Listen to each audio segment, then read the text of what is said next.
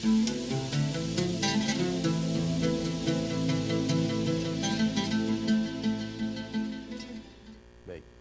para pemirsa ACTV Allah muliakan, bulan Ramadan ini memang bulan yang sangat istimewa dan tadi sudah dibahas banyak berkaitan dengan bagaimana kita jadikan bulan ini sebagai bulan pencerdasan umat. Umat termasuk diantaranya adalah kita sendiri. Ya, nah, mungkin dilanjutkan kembali yang tadi terpotong. Baik, jadi sudah kita katakan tadi, orang yang berakal itu dia akan mampu ya, membina ketakwaannya di hadapan Allah. Dia kenal siapa Tuhannya. Saya teringat bagaimana Imam Al-Ghazali menukilkan dalam satu kitabnya yang kita lihat ada yang sudah diterjemahkan. Beda orang abid yang dia itu tidak punya ilmu, tapi beda juga orang yang dia abid tapi rajinnya luar biasa tapi ilmunya tidak ada. Tapi ada juga ada orang yang ilmunya ada tapi malas ibadah, lalu ditawarkan yang mana yang lebih hebat. Maka ada orang yang mengatakan, oh hebat abid. Kenapa? Karena dia ahli ibadah. Nah, maka kemudian dilakukan sebuah tes. Jadi datanglah seorang yang ingin mengetes, dia hampiri dulu orang-orang yang dia itu rajin ibadah. Lalu kemudian seseorang yang dia ini bersembunyi di sebuah semak-semak, lalu dia meneriakkan suatu suara yang keras. Dia katakan kepada yang abid itu, wahai engkau abid, aku ini adalah Tuhan. Aku sudah melihat ibadahmu, aku sudah melihat rukuk sujudmu, engkau luar biasa. Tapi hari ini aku akan membebaskan engkau dari ibadah. Kenapa? Karena engkau telah aku jamin untuk masuk dalam surga. Maka kata abid yang dia itu beribadah tanpa ilmu, dia katakan, alhamdulillah ya Allah, engkau juga menerima doaku. Sudah lama aku tunggu kabar berita ini. Sudah rasanya aku malas beribadah. Alhamdulillah karena kerajinanku beribadah selama ini membuat aku sekarang menjadi ahli surga. Maka kemudian ini pemuda yang mengetes ini, dia berangkat ke satu tempat yang ternyata orang itu sedang dalam keadaan mabuk. Maka dia juga menirukan suara yang sama.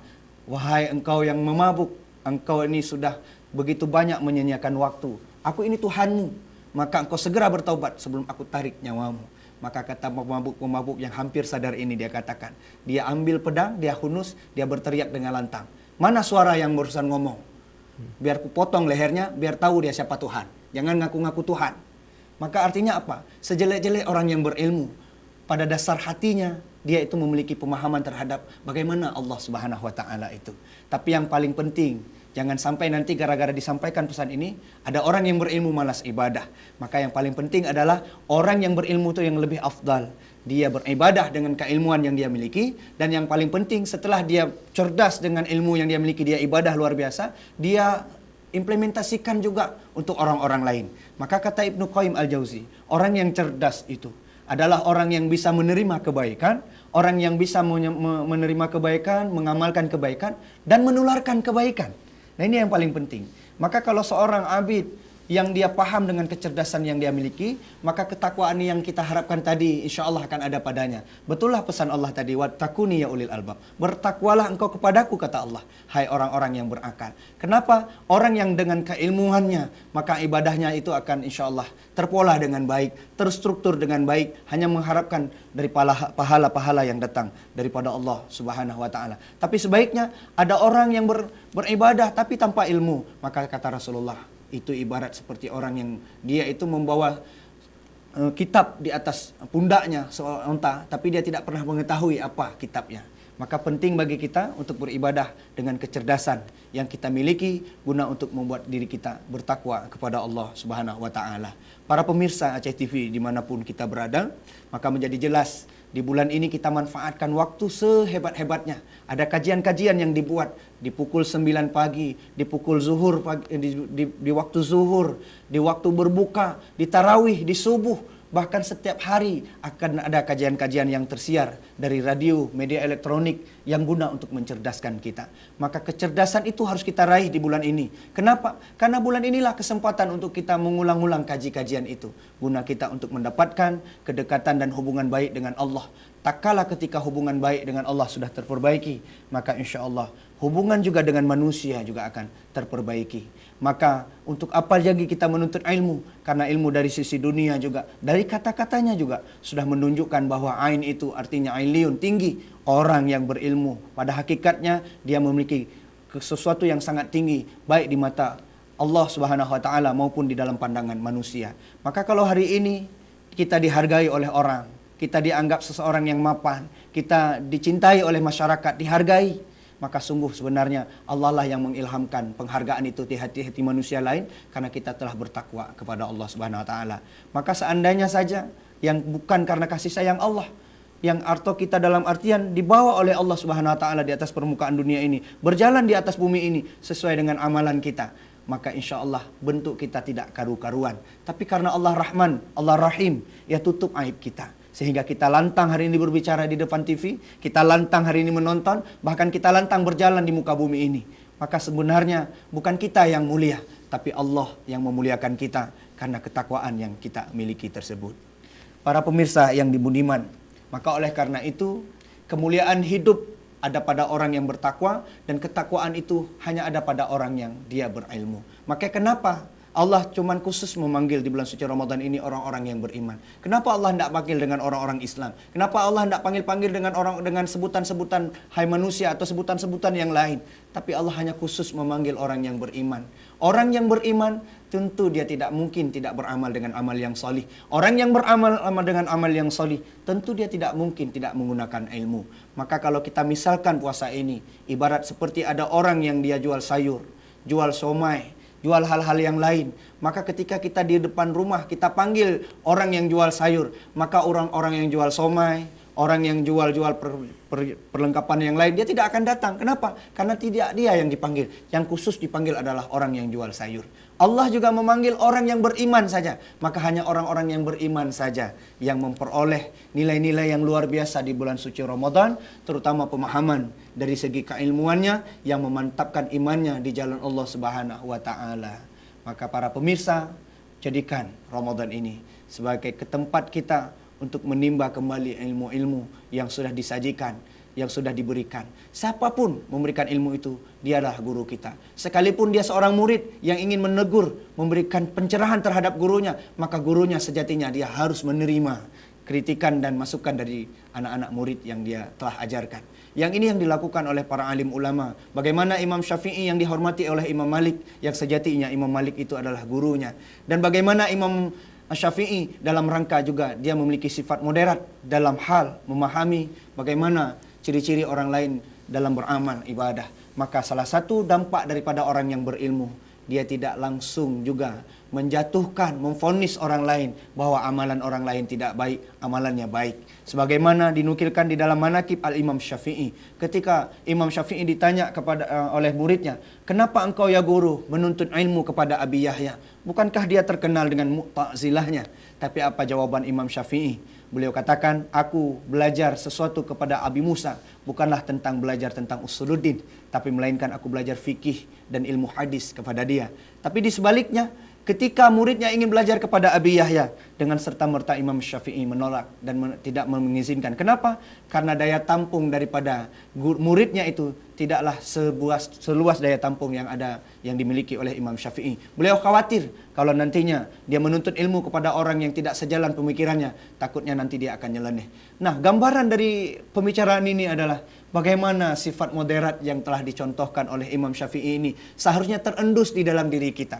Kalau hari ini kita mensolat di tempat yang tidak ada kunut, sementara kita kunut tapi itu mayoritas tidak kunut, maka dengan kecerdasan kita pun tidak kunut. Kenapa? Karena itu hanya bagian dari furu'iyah saja. Kalau seandainya dia solat di tempat kita yang kunut, maka orang yang tidak kunut itu seharusnya dia menghormati dengan juga mengangkat tangannya untuk kunut. Dan ini yang diajarkan oleh Imam Malik kepada murid-muridnya yang lain ketika ingin datang di tempatnya Imam Asy-Syafi'i.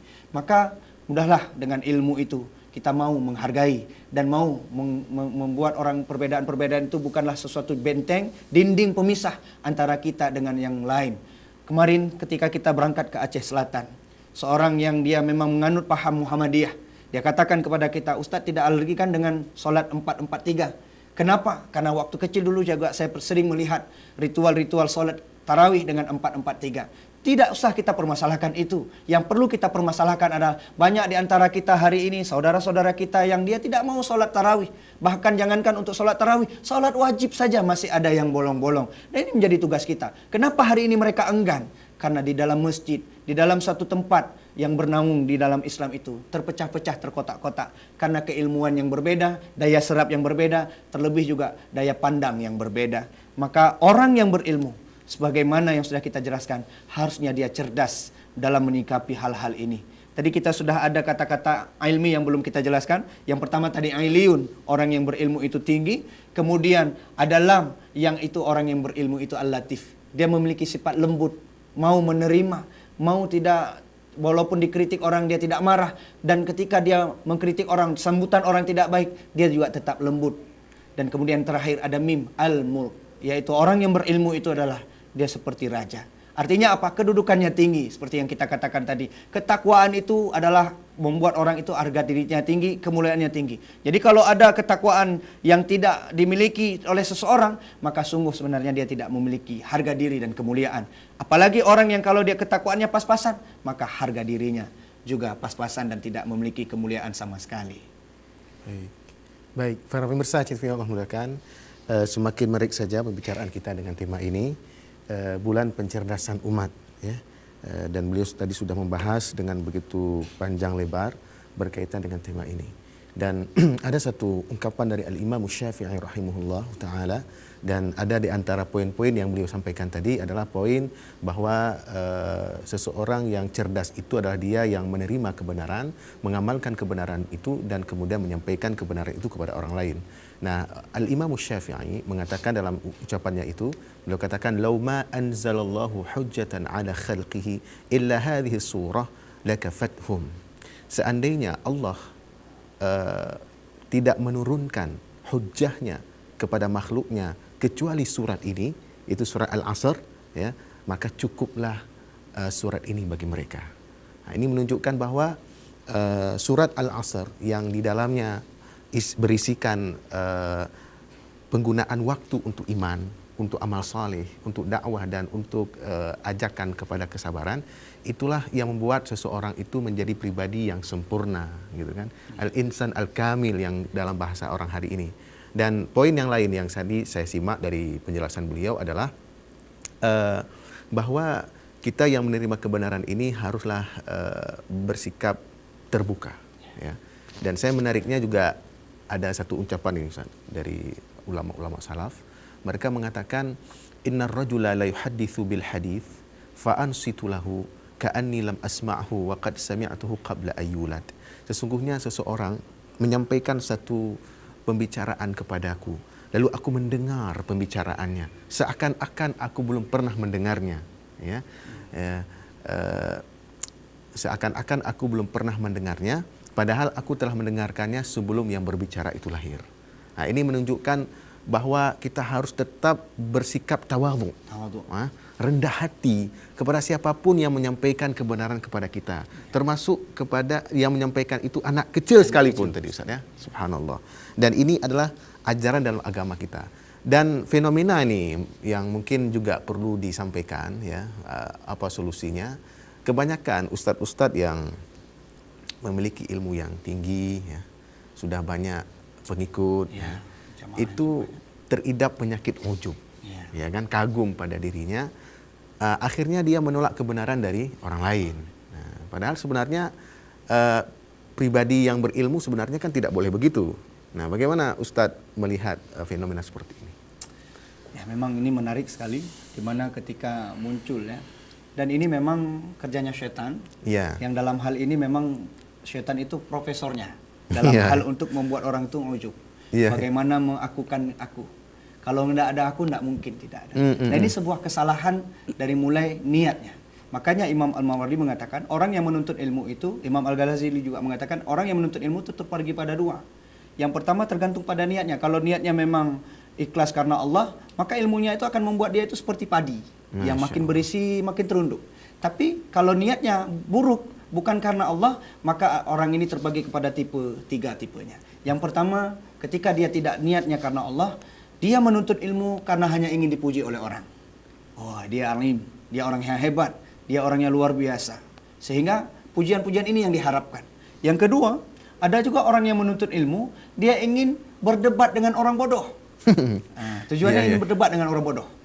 Dah tahu itu bodoh, tapi kemudian dia berdebat. Sehingga orang bodoh pun manggut-manggut. Wah, ini hebat orangnya, segala macam. Intinya adalah pujian lagi. Dan yang terakhir, orang yang menuntut ilmu bukan karena Allah, dia ingin berdebat dengan ulama. Masya Allah. Ini yang sering terjadi. Oh, Ustaz. Maka dari niat awal sudah salah paham dalam hal mencari ilmu, menuntut ilmu, kemudian membuat dia itu menjadi orang yang seolah-olah kalau tanpa dia hadir di tengah-tengah masyarakat, maka seolah-olah masyarakat itu seperti di gurun pasir. Dialah oasisnya, dialah yang hebatnya, dialah yang luar biasanya. Bagaimana dalam satu kisah sirah Syekh Batuta, orang yang begitu hebat luar biasa dalam keilmuannya, ketaatannya kepada Allah, tapi karena godaan syaitan yang luar biasa membuat dia kemudian tidak menjadi orang yang mulia di hadapan Allah. Nah, ini seharusnya kita bisa menjadi ibrah, contoh bagi kita bagaimana keilmuan yang sejatinya diniatkan karena Allah membuat dia itu sebenarnya harusnya semakin tawadhu tadi, semakin menerima, semakin membuat dia itu bijaksana di dalam berfikir. Maka sungguh ya, orang-orang yang berilmu dengan cara-cara yang tidak baik, maka seperti yang Ustaz Azanul bilang tadi, akan terendus sifat-sifat yang dia itu tidak mau menerima kebaikan dari orang lain. Baik Ustaz, kita akan lanjutkan lagi nanti setelah kita ikuti pesan-pesan berikut ini.